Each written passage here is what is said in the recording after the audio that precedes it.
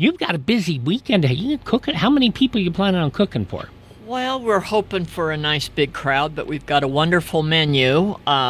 Sloppy joes, watermelon, cookies, drinks, chips. So it's going to be wonderful. We're going to have Sheriff Henroid speak on and talk a little bit about Jack Caylor. And, of course, the mayor will be there, and we'll cut the ribbon. But what's nice about this, it's a wonderful celebration, but we have a gem down there.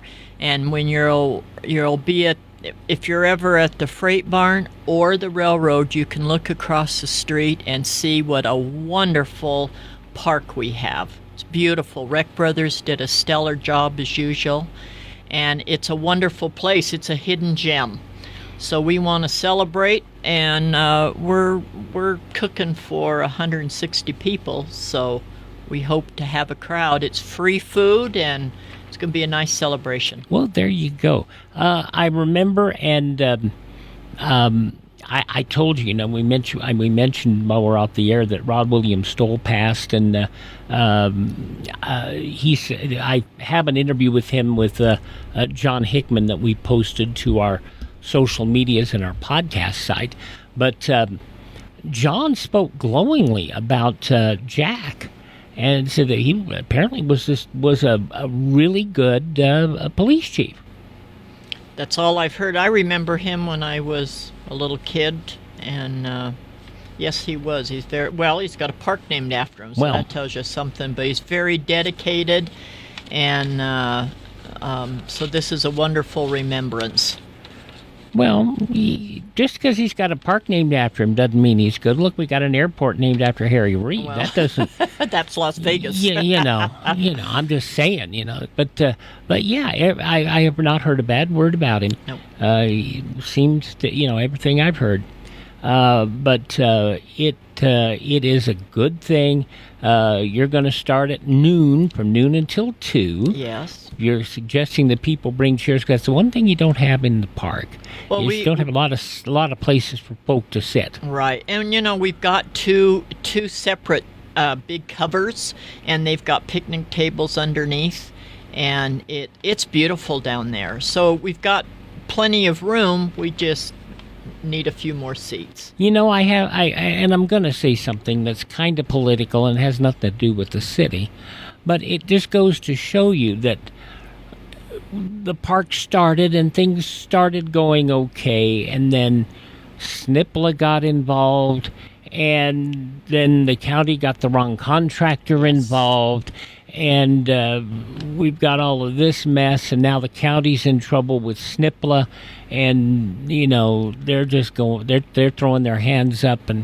But you look at this park, you go to Ruth and see how the Miners Park turned out.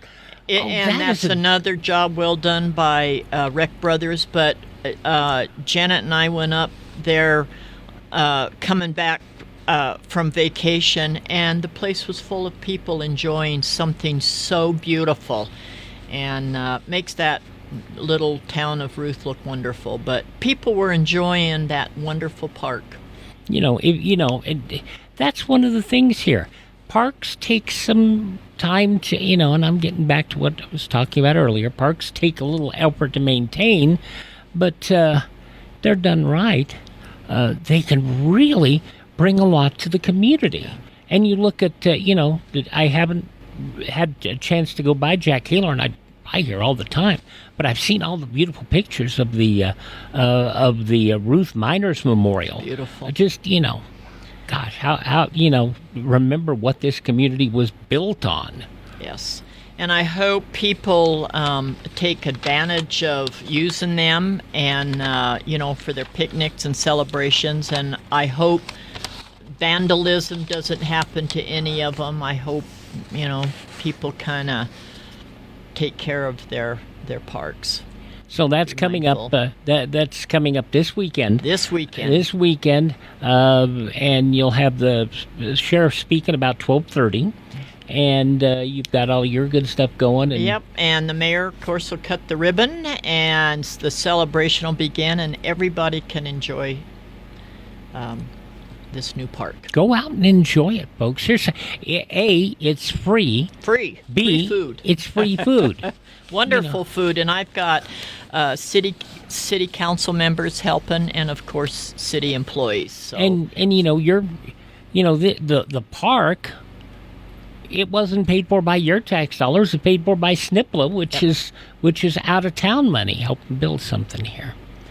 Ely City Council person Janet Van Camp, who's gotten behind this whole project, thank you so much. Bill O'Reilly with his message of the day is up next. Steve Catham with CBS News and the latest on the flooding, and we'll be back with you tomorrow morning at 8:05.